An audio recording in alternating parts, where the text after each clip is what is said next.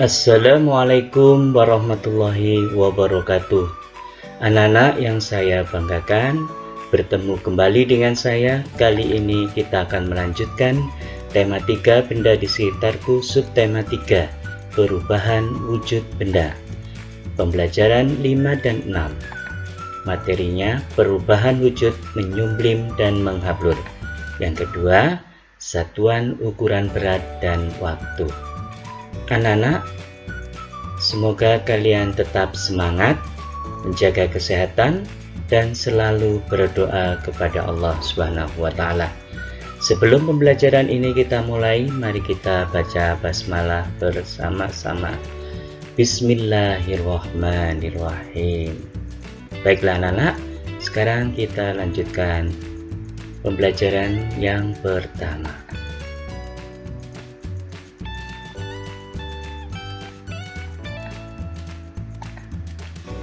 Susunan paragraf yang benar ini dari buku tema halaman 160 sampai dengan 161.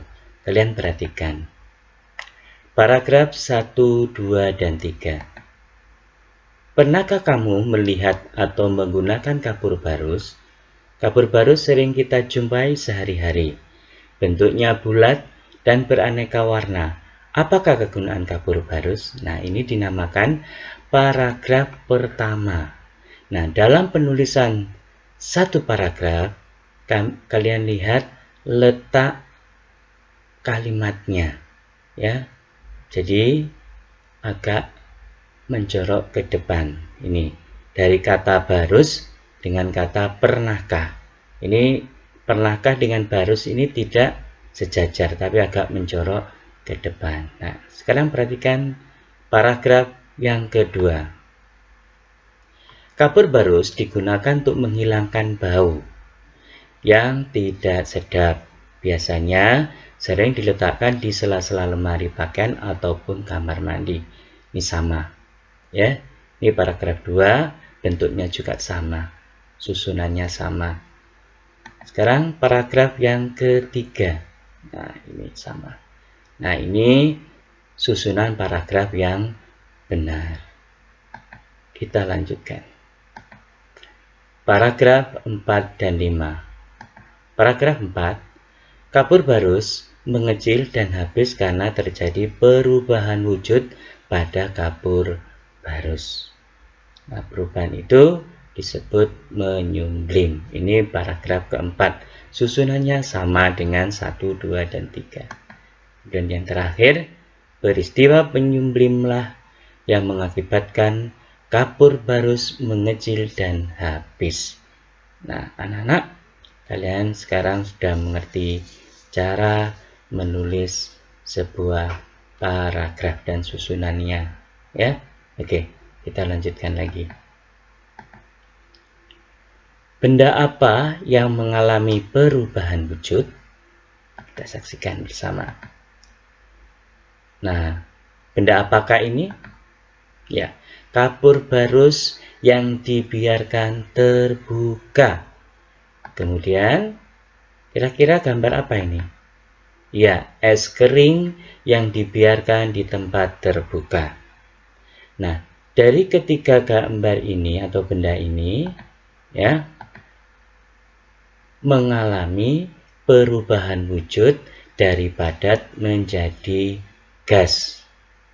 Ya, jadi benda ini mengalami perubahan wujud dari padat menjadi gas, maka disebut menyumblim. Oke, sekarang saksikan gambar berikut. Nah, ini kira-kira apa ini? Ya, kita lihat. Ya, embun beku di pagi hari pada musim dingin, seperti kristal es yang menempel pada tanaman. Nah, ini namanya salju. Nah, jadi pohon cemara ini, ya, ditempeli oleh salju. Nah, ini namanya bunga salju yang di samping ini, samping kirinya, ya. Yang seperti matahari. Oke. Nah, salju ini adalah mengalami perubahan wujud dari gas menjadi padat. Nah, ini terdapat pada salju. Dinamakan menghablur atau mengkristal. Nah, ini namanya perubahan wujud dari gas menjadi padat. Baik, sekarang pembahasan berikut. Perhatikan. Sifat perubahan wujud itu dapat dimanfaatkan. Nah, dimanfaatkan sebagai apa, anak-anak?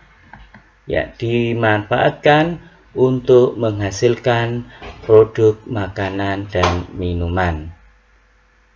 Berikutnya, agar es krim yang kita beli atau yang kita buat biar tetap membeku tanpa menggunakan mesin dingin, usahanya Ayah Siti yaitu melakukan dengan cara menyimpan es kering di dalam kotak penyimpanan es krim. Ya, tuh. Nah, sekarang kita lihat kegiatan Ayah Siti tentang es kering. Diketahui berat es kering Ayah Siti yaitu mula-mula 1 kg. Setelah beberapa saat, sisa berat es kering setelah 3 jam 400 gram. Maka yang ditanyakan adalah berapa jumlah es kering yang menyumblim. Nah, itu ya.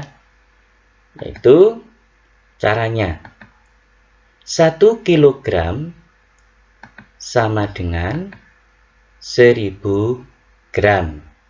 Ya, ini tadi 1 kg sama dengan 1000 gram. Kemudian 1000 gram dikurangi dengan 400 gram.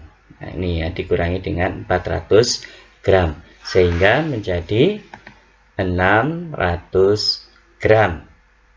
Nah, jadi jumlah es kering yang menyumblim yaitu 600 gram.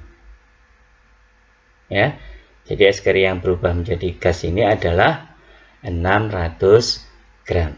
Oke, kita lanjutkan. Bahas soal.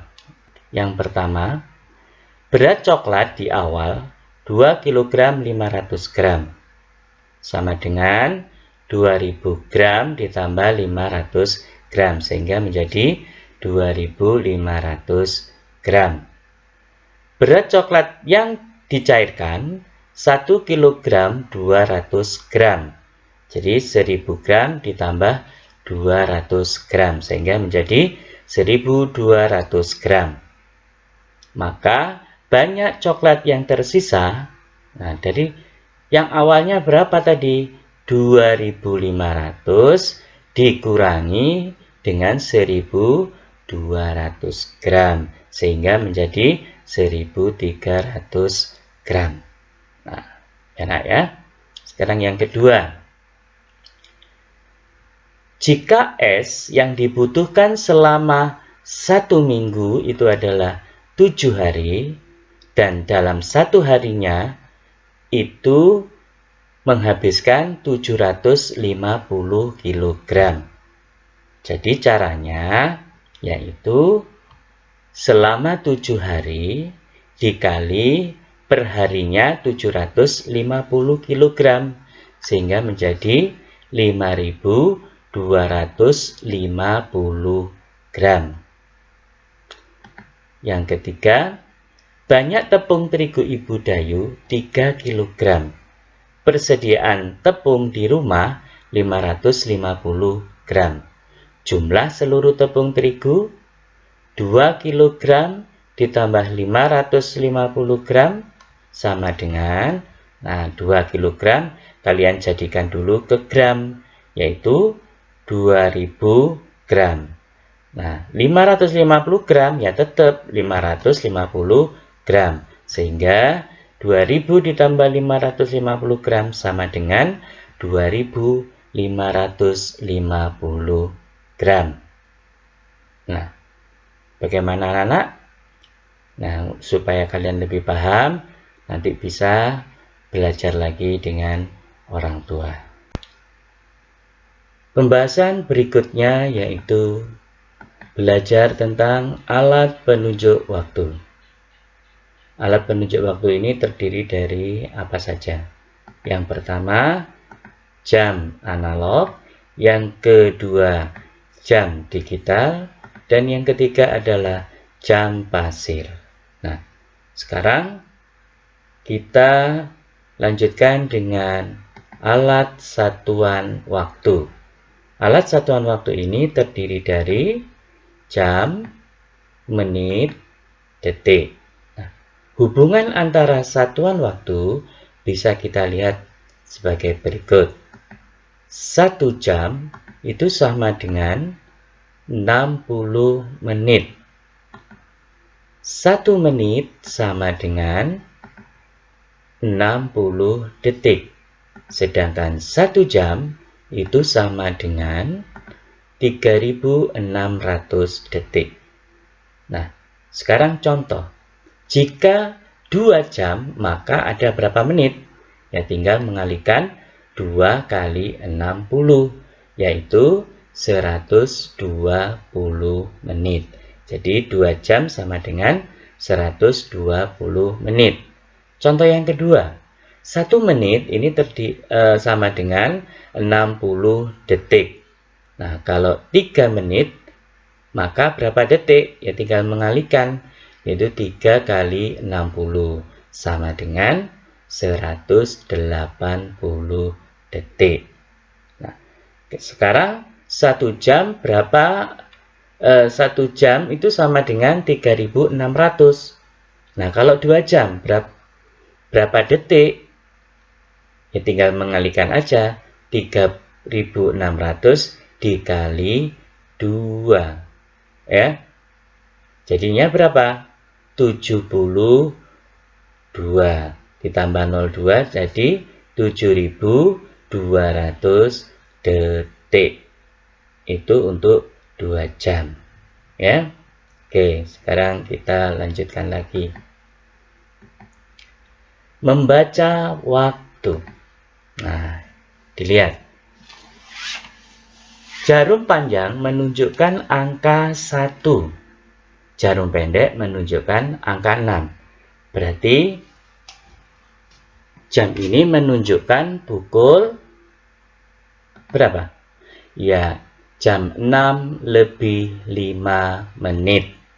Jadi, 1 langkah 12 ke 1 ini adalah waktunya 5 menit. Kemudian kedua 10 menit, 15 menit, ya toh? 20 menit, 25 menit, 30 menit, 35 menit, 40 menit, 45 menit, 50 menit, 55 menit, 60 menit. Jadi 1 jam 60 menit yang sudah kita pelajari tadi. Nah, sekarang kita lihat jam yang kedua. Nah, jarum panjang di angka 8, jarum pendek di angka 7. Bagaimana membaca waktunya? Ya, kita tentukan jarum pendeknya dulu, yaitu di angka 7, berarti jam berapa kira-kira? Jam 7 lebih 40 menit. Tadi sudah kita baca ya setiap langkahnya. Kemudian jam yang ketiga, jarum pendek di angka 8, jarum panjang berada di angka 4. Maka jam ini menunjukkan pukul 8 lebih 20 menit. Bagaimana anak? Ya, Bisakah kalian untuk membaca waktu ini? Tentunya kalian bisa, ya. Selalu belajar, tetap semangat, ya. Oke. Alhamdulillah, pembelajaran 5 dan 6 sudah selesai kita pelajari bersama-sama. Anak-anak harus tetap belajar, ya, meskipun kalian berada di rumah. Semoga pembelajaran kali ini tadi bisa bermanfaat bagi kita semua. Semoga Allah selalu membimbing kita. Manfaatkan waktu dengan baik dan jangan sampai menunda untuk berbuat kebaikan. Anak-anak yang saya banggakan, untuk itu saya akhiri dengan ucapan Assalamualaikum warahmatullahi wabarakatuh.